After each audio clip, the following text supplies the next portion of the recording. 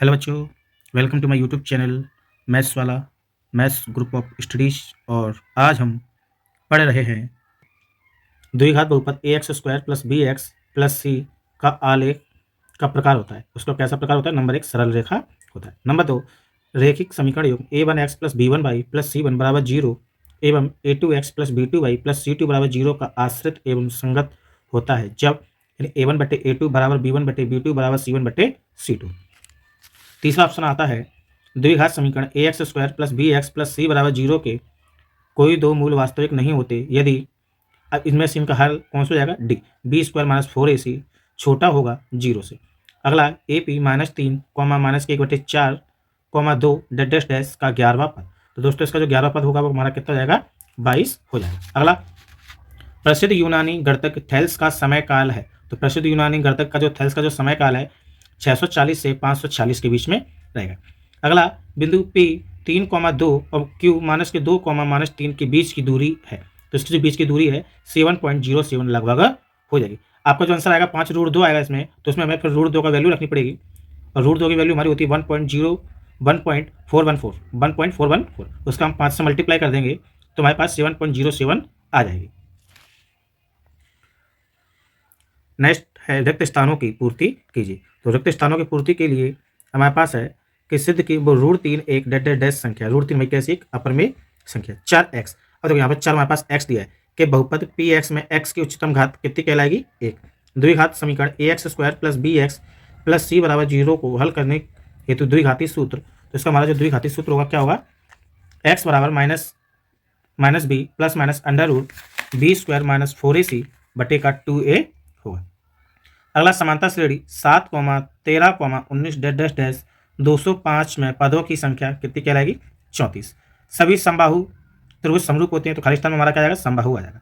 अगला, त्रिज्या r वाले वृत्त के त्रिज्या खंड जिसका कोण अंशों में थीटा है के संगत चाप की लंबाई थीटा बटे 360 2πr होगा। अगला है एक शब्द एक वाक्य में उत्तर।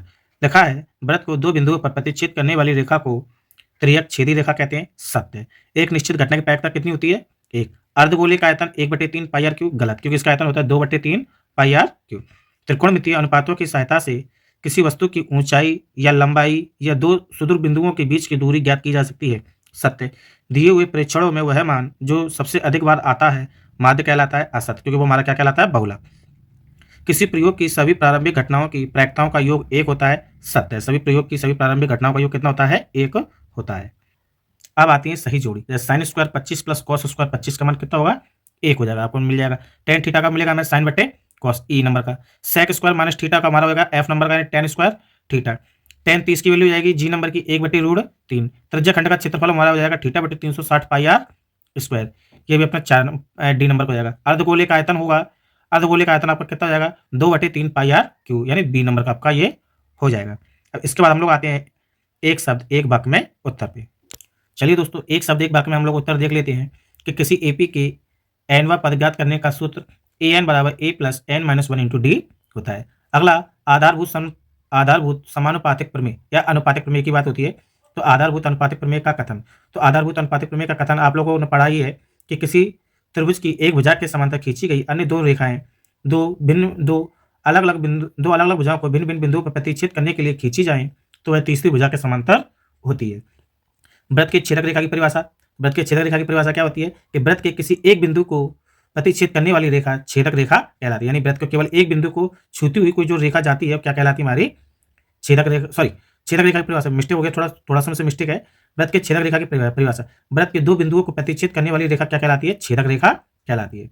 अगला, द्विघात बहुपद A X square plus B X plus C के शून्यंकों का गुणनफल का सूत्र अल्फा इंटू बीटा बराबर सी बटे ए।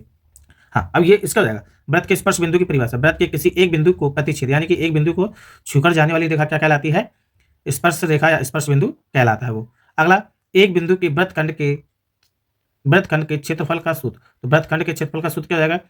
तो यहाँ पे जाएगा अपना त्रिज्या खंड का क्षेत्रफल माइनस उसमें से हमारा जो त्रिभुज दिया गया होगा ओ ए बी या कोई भी, उसको हम माइनस कर देंगे तो ये हमारा वृत्तखंड का क्षेत्रफल हो जाएगा। दोस्तों कमेंट में जरा दोस्तों, तो ये हमारी पूरी ओटी थी। कमेंट में करके बताएं आप लोग कुल कितनी ओटी सही करके आए हैं। मिलते हैं एक नए वीडियो में आपके नए सब्जेक्ट के साथ। तब तक के लिए नमस्कार।